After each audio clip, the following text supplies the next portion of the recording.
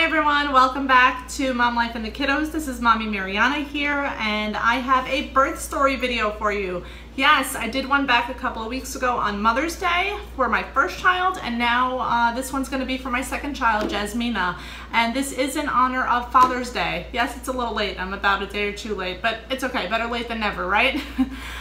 This video is in collaboration with Sarah from Foxy's domestic side. I will leave her link right down below. Make sure to check out her video as well. And I believe there's a playlist as well, so make sure to check it out. So let's get right into it.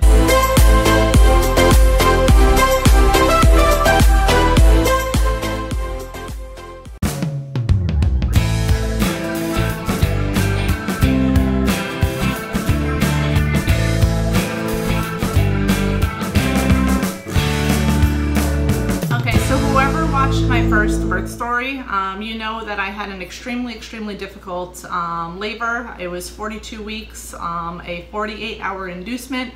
The girl just didn't want to come out. Okay, so my second round, completely different story, completely different. Okay, I was so set on the fact that I would not let the first thing happen again, so I did anything and everything to try to get Jasmina out of me sooner. But I did go to 42 weeks again. Okay, I went to 42 weeks again with her, and I swear I tried everything in the book, okay, to get her out. And I think what actually worked is I started going down the block to this yoga place, and I started doing yoga with her every single day in my belly, and I think it did something. So basically, November 16th, 2015, okay, I was sitting at my computer desk at home, I was doing some work, and all of a sudden I was just wet, completely wet. And I'm like, oh my God, like, what was this? I know I didn't pee myself, okay? I know 100%, I mean, you know if you peed yourself, right? So I'm like, oh my God, my water broke. So I went to the hospital, okay? I went, they checked me out, and supposedly they said my water did not break. The woman's like, sorry, you peed yourself, go home. And I'm like, no, that's not even, like, I would know if I peed myself, okay? So I went home that night, and I'm like, whatever, I don't know. They're saying my fluid's still in there, and that I peed myself, and that's it, I'm just gonna go to sleep, and whatever. I woke up the next morning. I went to go bring Liana to a babysitter. She usually went like once a week to a sitter just to play a little bit. And walking her there, I felt contractions. So I was like, oh my God, like, what is this? So by the time I walked there, and meanwhile, it's just up the block. By the time I walked there and walked back, they got extremely aggressive. I'm like, let me go take a shower really fast, okay? Let me get my stuff. By the time I got in the shower, I was actually timing my contractions in the shower, and they were like 2 minutes apart. So I'm like, oh my God, like, I think I'm in like full-blown labor. So isn't it odd that the night before I went in and told them that my water broke, and then they sent me home, and yet the next morning I went into such an aggressive labor? So I think they were wrong about that, but you never know. So basically, I went crazy, I went ballistic, my contractions picked it up into high gear. My husband was not home. I couldn't find the neighbor that did agree to drive me to the hospital if I needed. I think he was at work. So I went and rang my super's doorbell, because we lived in a building at the time, and I like begged her to have her husband drive me to the hospital, and thank God I just got him. Like, he almost left the house to go someplace. So got in his car, went down the highway. Again, contractions even worse now in the car, and we hit traffic, okay? We hit traffic on the highway. This is in New York City, like in Queens, okay? When you hit traffic there, like, you hit some real heavy traffic. So the only thing I could think at that time was, oh my God, I'm gonna deliver this kid on the highway. Like on the Grand Central, right by like LaGuardia Airport. Like, this kid's gonna come out. So what happened was, you know, he was trying to talk to me to distract me the whole time. We made it to the hospital. I went into the room where you just go and like get checked again. And by the time I got in that room, I just sat down on the bed to go just for them to check me, to make sure that they wanted to admit me to see if I was really in labor. I went into like super high gear. I mean, I'm talking, I started screaming in the room, like how bad the contractions were. And the woman, like, they came in and checked me, and they're like, okay, like 6 centimeters. And then they came back 10 minutes later, 7 centimeters. And then 10 minutes later, 8 centimeters, 9 centimeters. I was progressing ridiculously quick.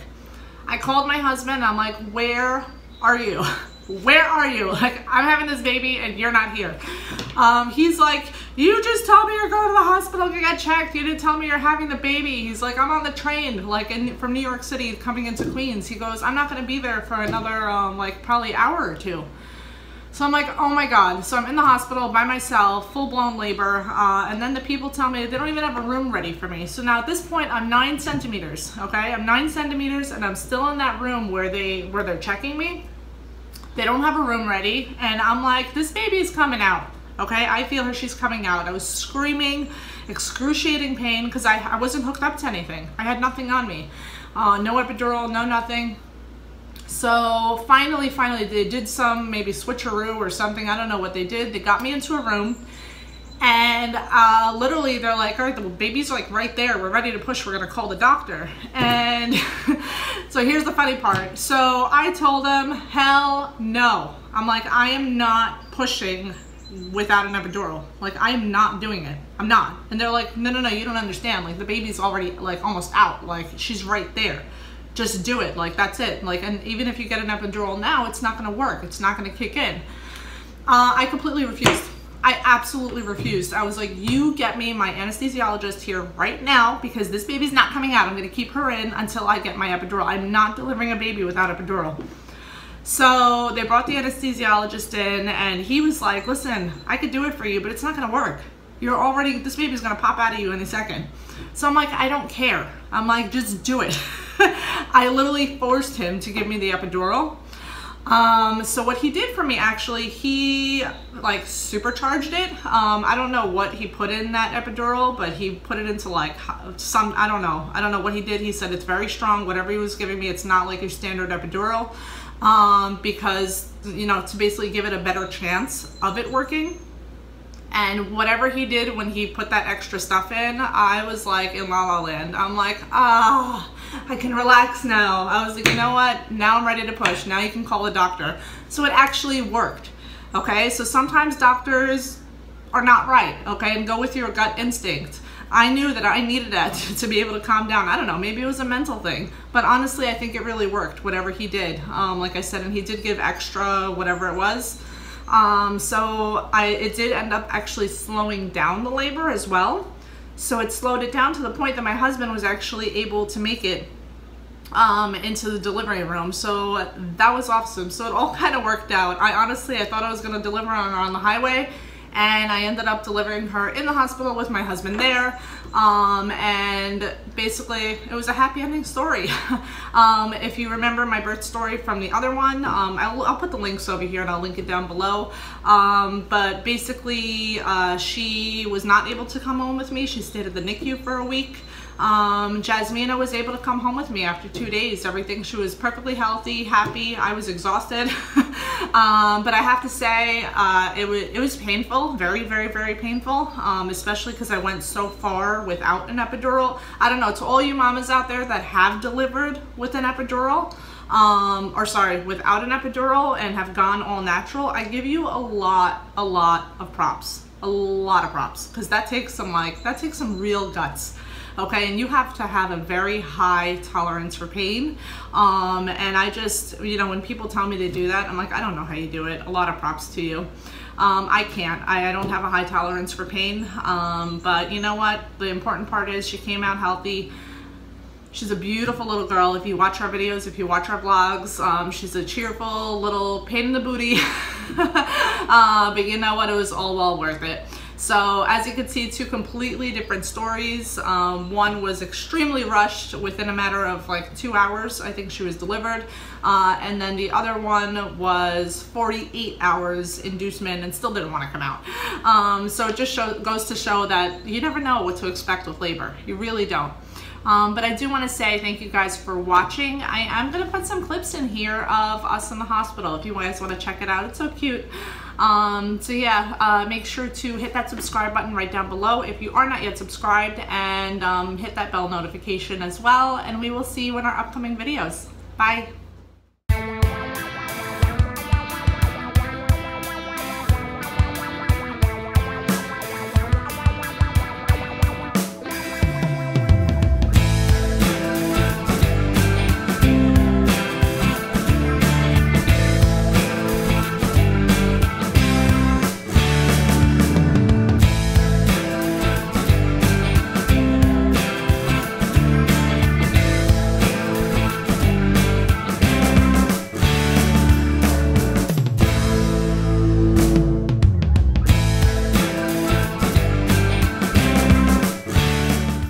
survive.